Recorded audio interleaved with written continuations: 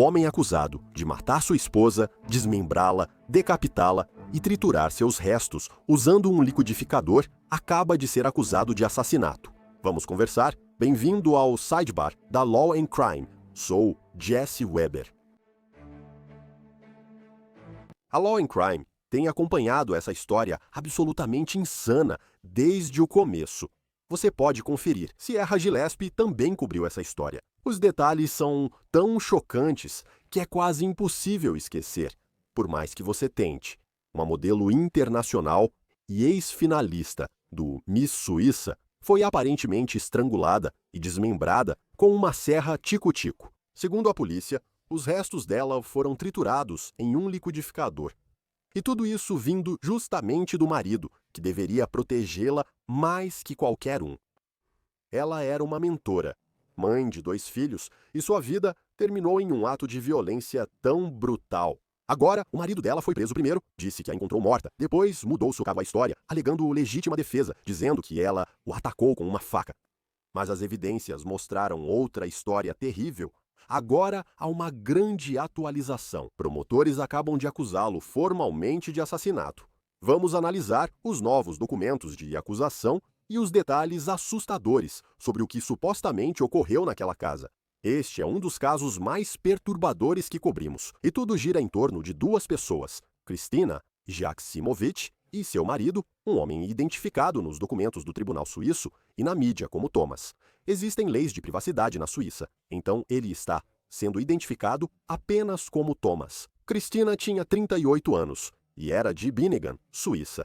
Ela não era uma mulher qualquer, era ex-modelo, finalista do Miss Suíça, e havia vencido o concurso Miss Noroeste da Suíça em 2003. Em 2024, sua carreira evoluiu e ela ajudava pessoas. Ela fundou um negócio de coaching de passarela, orientando modelos aspirantes. É possível ouvir seu lado interior guiando a jovem mulher. Meu nome é Cristina, a coach de passarela, e estou preparando Natália para o grande desfile dela. Vamos começar com a primeira pose. Se você quiser parecer confiante e sexy, dê um passo para o lado, vire-se e incline-se levemente para trás. Se estiver de vestido, dê um passo à frente e incline-se para trás para destacar a perna. Em 2017, Kristina se casou com Tomás. Eles tinham 2 filhas pequenas. Por fora, eles pareciam ser uma família perfeita, vivendo em uma área nobre. E sabe de uma coisa? 4 semanas antes de morrer, Kristina publicou fotos de uma viagem romântica com o marido em um hotel de luxo. Mas em 13 de fevereiro de 2024, tudo mudou. Os pais de Kristina receberam uma ligação do jardim de infância dizendo que ela não buscou a filha. Preocupados, o pai foi à casa da família, onde o marido estava. O suspeito disse ao pai de Kristina que não sabia onde ela estava. Supostamente, afirmou ao pai de Kristina que não sabia onde ela estava naquele momento. Aparentemente, enquanto Tomás estava distraído, o pai de Kristina vasculhou a casa, desceu até a lavanderia no porão, descrita como um espaço isolado, parecido com um bunker, e lá ele vê um grande saco de lixo preto, com o que parecia ser cabelo loiro saindo dele. Então ele abriu o saco. E peço desculpas por quão horrível isso é.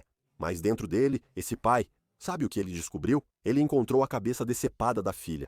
A polícia foi chamada, chegou ao local e assumiu a cena. O marido de Kristina foi preso pela morte dela. Agora, meses depois, surgiu um grande desdobramento. No dia 10 de dezembro, quase 10 meses depois que Kristina foi encontrada, o Ministério Público anunciou que concluiu sua investigação e apresentou acusações formais. O marido de Kristina foi acusado de assassinato e perturbação da paz dos mortos.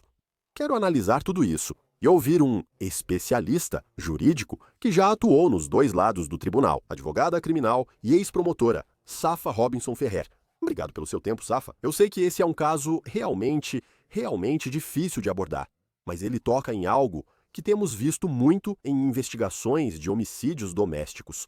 A história que muda de "eu a encontrei" para "eu a matei" em legítima defesa.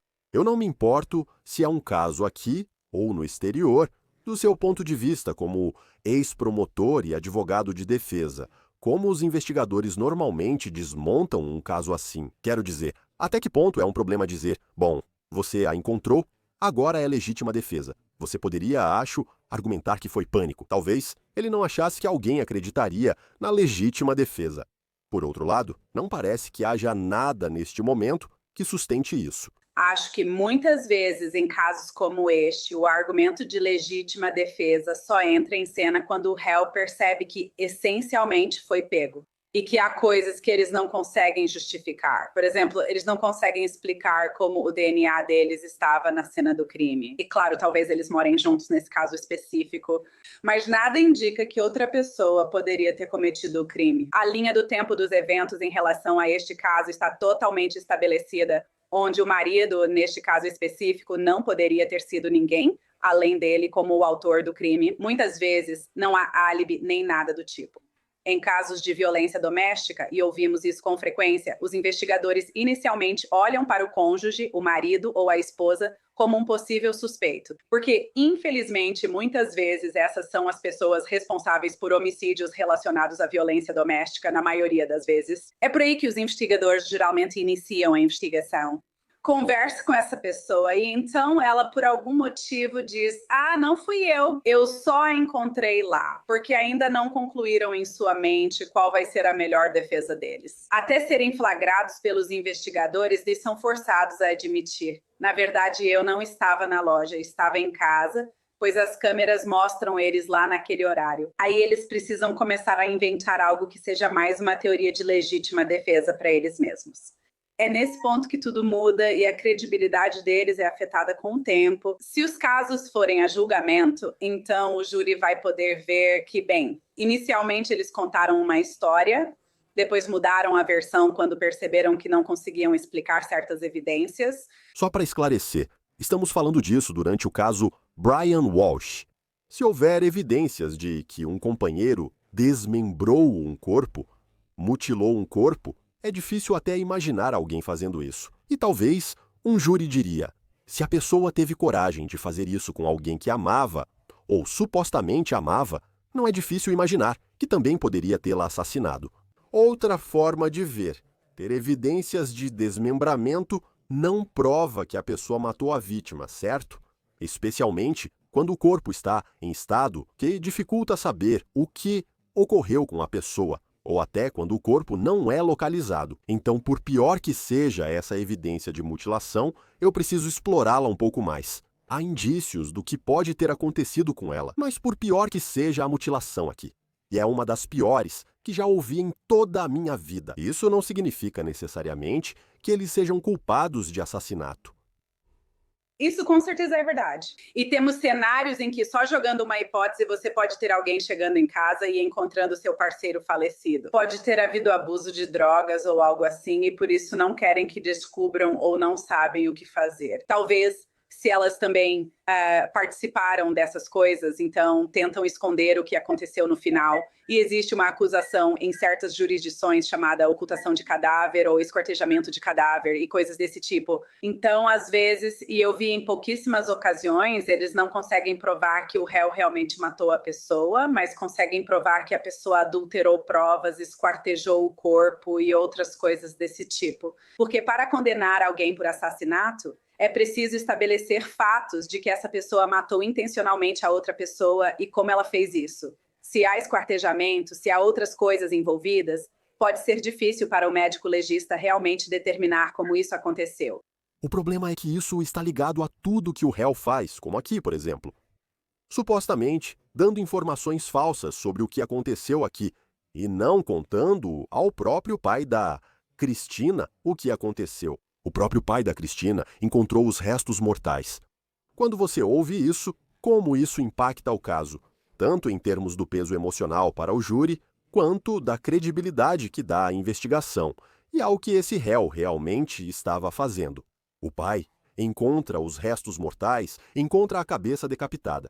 Eu sinto que isso vai ser um grande fator que precisa ser considerado. Com certeza. E é completamente devastador se um júri tiver que ouvir que um dos pais encontrou seu filho desmembrado de uma forma tão horrível e grotesca. É provável que surja alguma simpatia na mente das pessoas por esse pai e pela vítima. Aqui, neste caso agora, um juiz sempre vai instruir, pelo menos aqui nos Estados Unidos, que a simpatia não pode influenciar suas deliberações.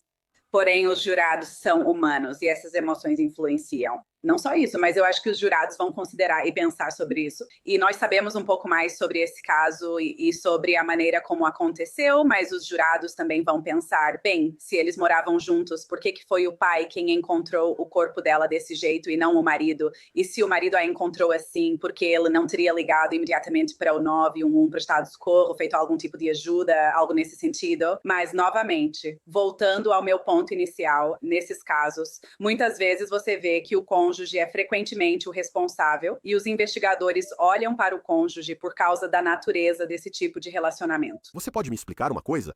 Temos esse intervalo de tempo significativo. Foram o quê? 10 meses entre a prisão e as acusações formais. Não conheço bem esse sistema penal, mas de fora parece muito demorado.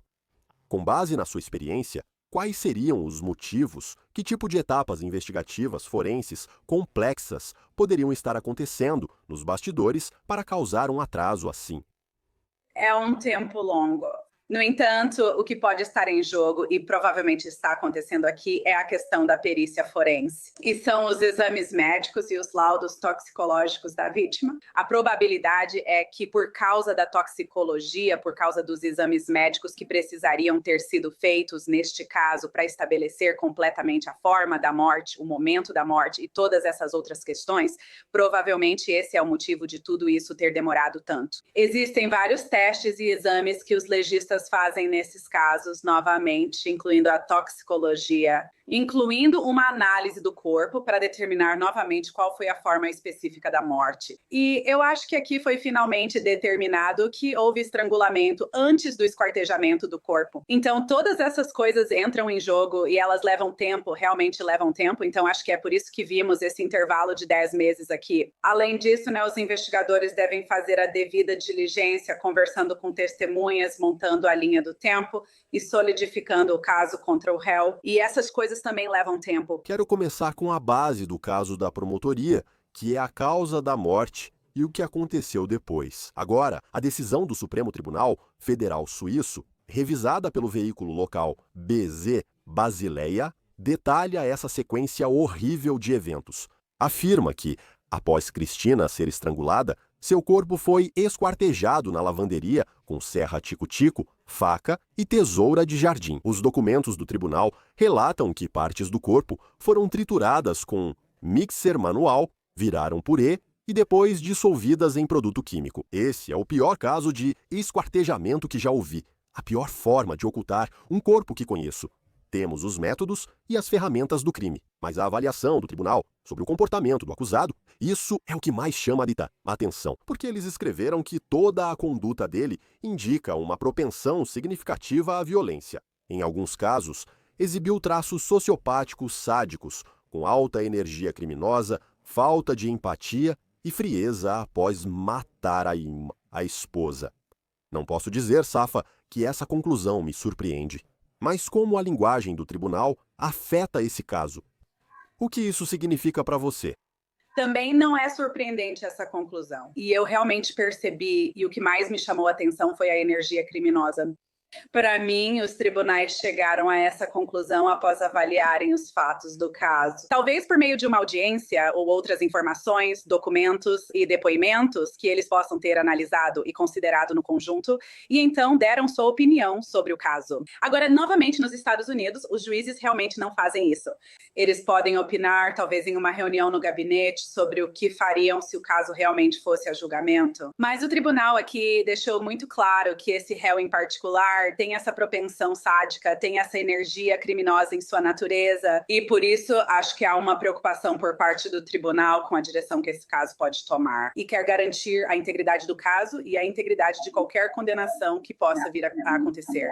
E parece que eles estão deixando claro que não se trata de alguém que entrou em pânico e só tentou se livrar do corpo.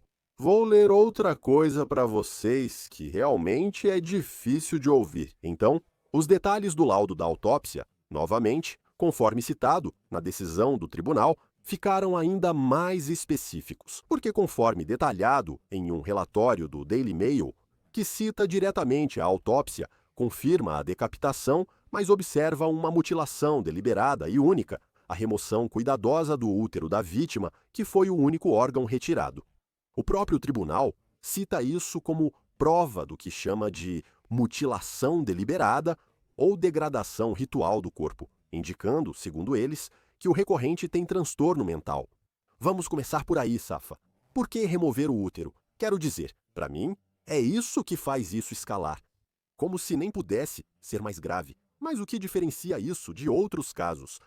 Definitivamente é uma questão significativa e específica do útero. Sabe, isso me faz pensar ou me perguntar se, sabe, em algum tipo de, sabe, fúria baseada talvez em alguma infidelidade, ou que tipo de crime passional seria esse, ou o que teria levado essa pessoa a basicamente remover uma das partes mais íntimas dessa mulher. E considerando que eles são ou foram casados em algum momento, têm filhos, o nível de brutalidade e a atenção dada a essa área específica do corpo dela realmente me faz refletir como advogada e, de modo geral, qualquer pessoa pararia para pensar o que faria alguém fazer isso. Como o tribunal destacou, quem faria mutilação ou sadismo novamente? Mas, no fim das contas, sabe, olhando para a mente, o estado mental de uma pessoa que tem a capacidade de fazer algo assim é, no fim das contas, o que realmente está em questão aqui. Então, todas essas coisas vão ser consideradas em conjunto. Os fatos do caso, a saúde mental ou competência do réu, a natureza do relacionamento doméstico, possíveis evidências prévias de violência doméstica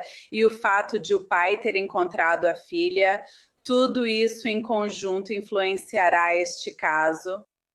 E eu esqueci de mencionar. As descobertas da investigação observaram que, nos documentos judiciais relatados pelo Daily Mail, consta que, enquanto esquartejava o corpo, o acusado assistia a vídeos no YouTube em seu celular. Então, enquanto isso está acontecendo, volta para aquela parte em que eles falam sobre uma doença mental, certo? Onde eles mencionam isso. Isso pode indicar um transtorno mental. Então, como isso se encaixa em tudo isso?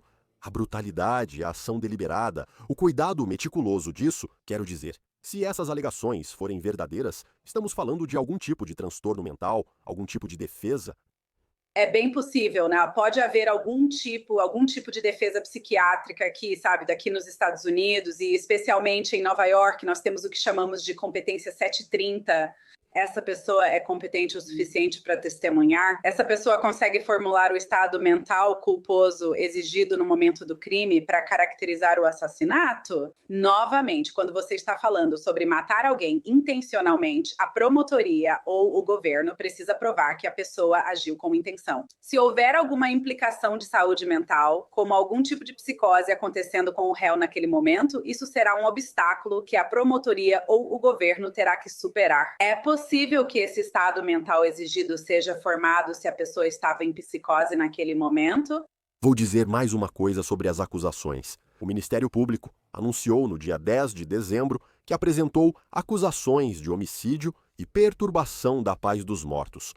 Eu entendo a acusação de homicídio, Safa, perturbação da paz dos mortos. Temos algo parecido com isso aqui nos Estados Unidos? Isso acompanha a acusação de homicídio? Eu não vi isso aqui em Nova York. É bem possível que outras jurisdições possam ter essas coisas. Parece mais uma dessas leis que já existem há muito tempo. Alguns estados e jurisdições como Nova York podem ter isso. Você tem crimes como desmembramento, ocultação de cadáver, adulteração de provas, e esses basicamente se encaixariam nos requisitos para esse tipo de crime na Suíça. Vou te dizer, isso é muito doentio. Realmente muito doentio. Eu nem sei o que dizer sobre algo assim. Eu li isso e me chamou a atenção. E lembro que a Sierra foi a primeira a noticiar. Me chamou a atenção. Então vamos ver como esse caso vai evoluir. Mas meu coração está com as crianças. Com as crianças, eu não sei como elas vão seguir a vida agora depois disso. Safa Robinson Freire, muito obrigado pelo seu tempo. Agradeço mesmo. Obrigada por me receber, Jesse. Isso é tudo que temos para vocês, por enquanto, aqui no Sidebar. Muito obrigado a todos por nos acompanharem e, como sempre, inscreva-se no YouTube, Apple Podcasts ou Spotify, onde ouvir seu podcast. Me siga no X ou Instagram. Sou Jesse Weber e volto em breve.